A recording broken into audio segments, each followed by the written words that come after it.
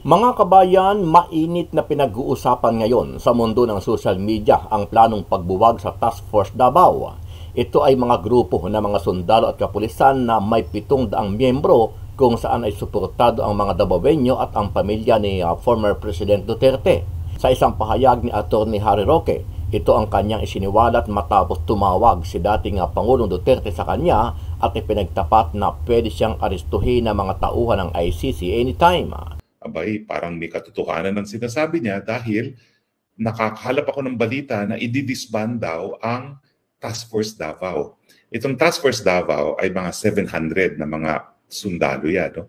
At sila ay binuo para protektahan nga ang Davao sa banta ng terorismo. Pero siyempre, alam nila na loyal sa mga Duterte itong Task Force Davao, so parang nagkaroon nga ng, yan po ugo-ugo ngayon na bubugin daw ang Task Force Davao. Samantala, naglabas din ng pahayag kahapon ang Philippine National Police kung saan ay mariin ang kanilang pagtutol sa plano ni Pangulong Duterte at ibang grupo na ihiwalay ang Mindanao sa Pilipinas. Sabi ni PNP General Benjamin Acorda Jr., maglilikha lang ito ng mga pag-aaklas o posibleng lalong lumala ang sitwasyon sa pagitan ng mga taga Mindanao at ng pamahalaan. I'm very confident that the PNP is 100% na ayaw at isang tututol at gagawin ng lahat ng paraan at ipaglalaban ng ating bansa ay stand united at will be firm na papanatiling ang what is embodied in the Constitution as defined na territory natin ay we will keep that. Isa rin sa mga pinag-uusapan ngayon kung saan ay patuloy pa rin ang pag-atake sa dating Pangulo ay ang ginawang paghahain ng petisyon o pag-aapila ng grupo nitong si Franz Castro dito sa DOJ kung saan ay gusto nilang ipanipaso sa korte ang kanilang inihaing reklamo laban dito kay dating Pangulong Duterte kung saan ay ibinasura ito ng piskal. Sabi ng kampo ni Castro, hindi patas o naging bias ang piskalya matapos tila kinampihan nito ang inireklamo na si FPRRD. Nakita ko talaga na napaka-unfair noong naging desisyon. No, hindi man lang binayaan muna na magkaroon ng trial para makita natin talaga yung katotohanan. Bakit hindi patas? One of them is that binigyan ng potential depensa ng investigative prosecutor ang nahahabla. Iyon ang nagpapatunay na hindi patas ang tingin niya. Ano ang masasabi mo dito, kabayan? Naniniwala ka rin ba na ilan lang ito sa mga hakbang ng ilang grupo para pabagsakin si dating Pangulong Duterte? Sama-sama nating panoorin ang buong video at pakicomment nyo po ang inyong mga reaksyon at sariling opinyon. Pero bago yan, muli po ako nag-iimbita sa mga hindi pa po nakasubscribe sa ating channel na Kabayan News PH, pakipindot po ang subscribe button at pakiclick na rin ang notification bell para lagi kayo updated sa mga bagong upload natin na legit at napapanahong balita. Maraming pong salamat.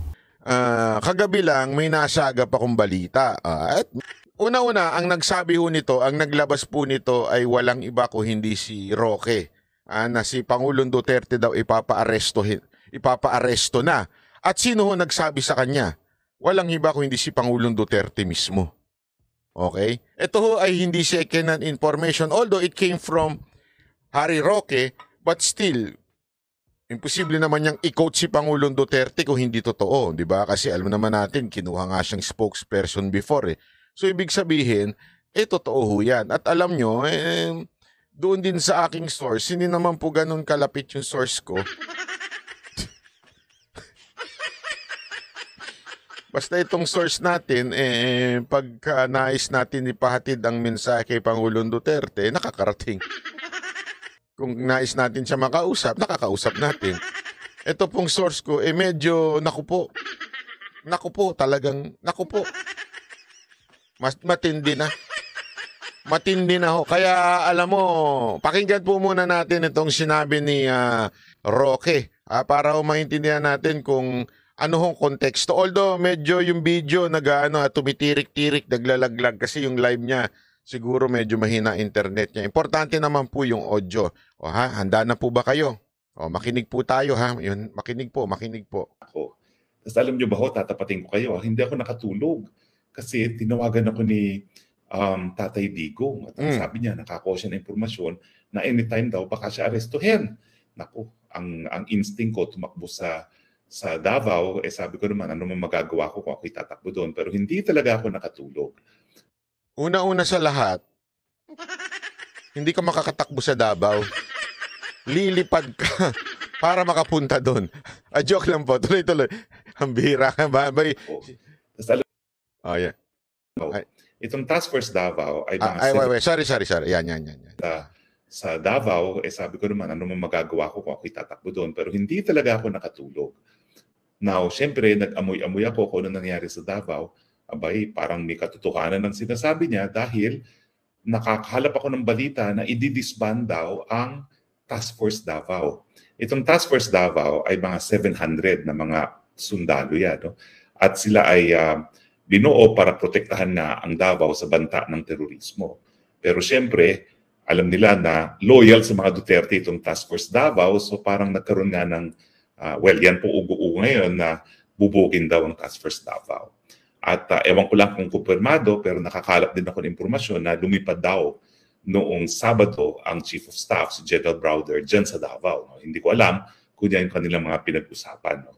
Pero ayan po ang napaka-importante na babantayan po natin. Importante ho yan. Kasi alam nila na ang Davao ay very united as one ng mga Davaoenos. Alam naman po natin yan. Mapatao, kahit o pulis, kahit o sundalo. Alam ho natin yan. And they really admire CPRRD ever since po. And that Task Force Davao, yung sinasabi nga ni Roque na composed of mga military, napakadami po niyan. Bakit ho bubuwagin ngayon? 'Di ba? Dahil ang Task Force Davao ay napaka-importante sa laban ho sa mga rebelde ho dyan sa Mindanao. Hindi lamang po sa Davao yan. Yan ho ay talagang tumutulong ho yan. From calamities, everything ho, ang Task Force Davao kilala ho yan. Na talagang tumutulong at the same time, nagpoprotekta sa Davao City. Kaya nga, bakit ngayon lang sa buong history ng Davao, ngayon lang tatanggalin o talagang paaalisin diyan sa Davao. Bakit? Di ba ho? So napaka-importanting bantayan natin yan. Kasi yung mga ganyang galaw, siguro naisip nila na baka yung mga Task Force Davao protektahan si Pangulong Duterte pag dinakip si Pangulong Duterte, kaya yan ang uunahin.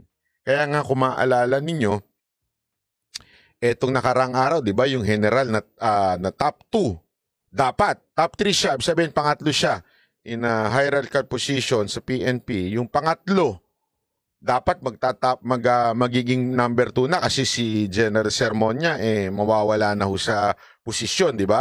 So, nung na-appoint na, porket taga Davao, binawi appointment.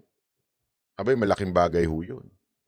Kasi taga Davao ho siya. Ngayon, eto na. Eto naman po, biglang tatanggalin po yung Task Force Davao. Naku po, malupit ho ito ha, panoorin po natin. Tuloy. Ang kumpirmado, hindi kumpirmado na alam na ng mga Task Force Davao na parang may order na bubogin na sila. So hindi natin alam kung ano mga mangyari sa susunod na mga araw.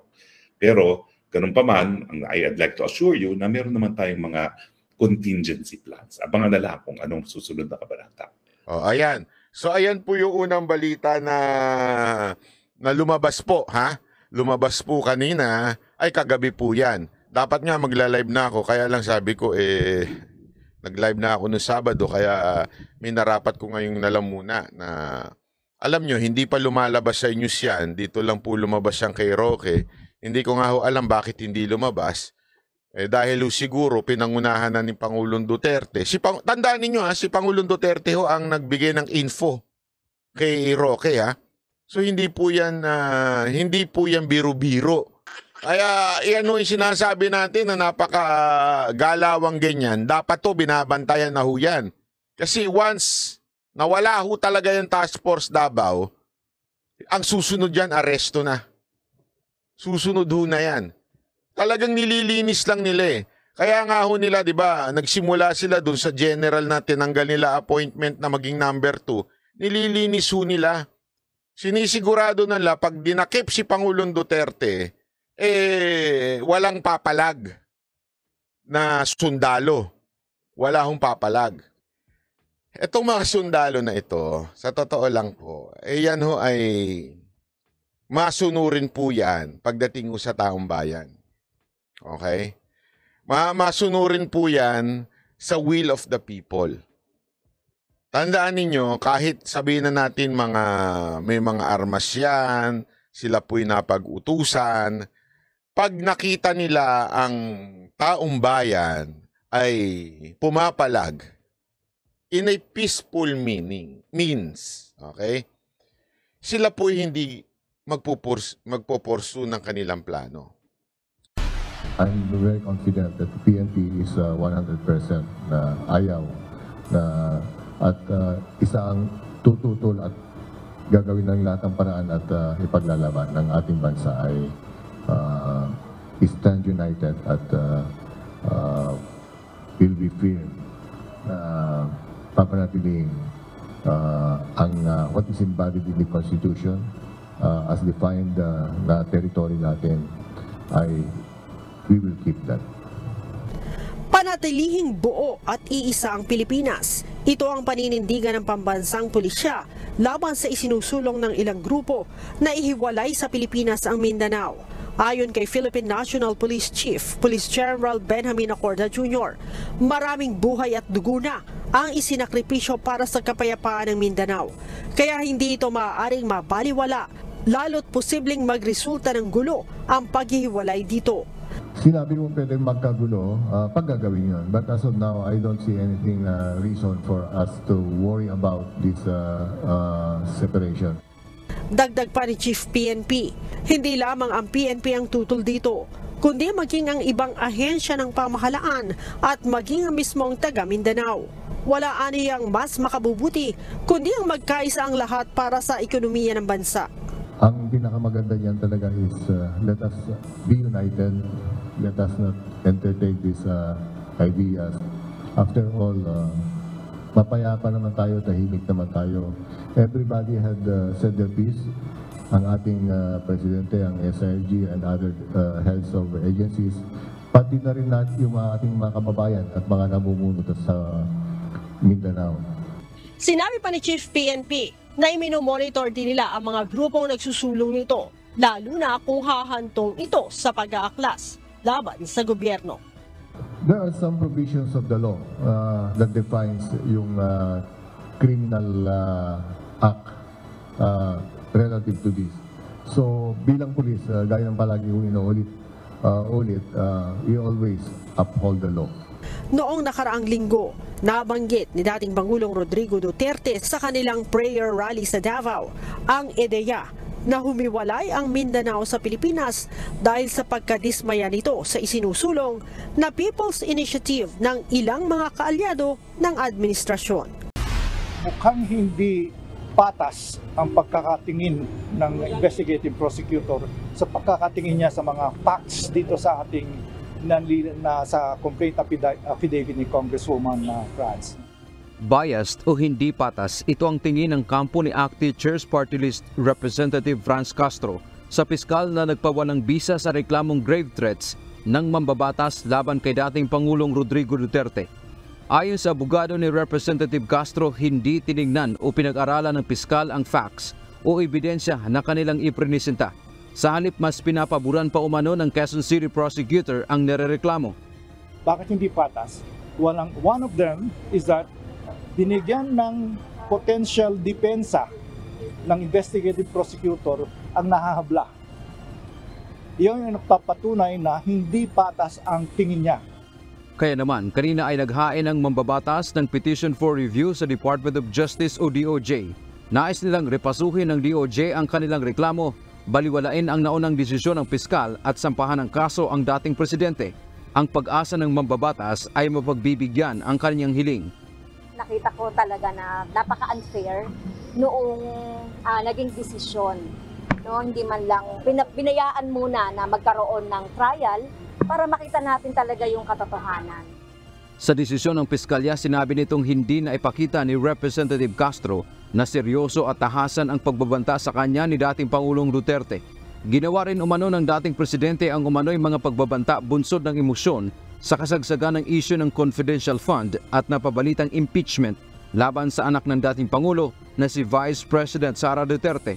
Bilang ama, natural lang na madismaya at depensahan ang kanyang anak laban sa political attacks.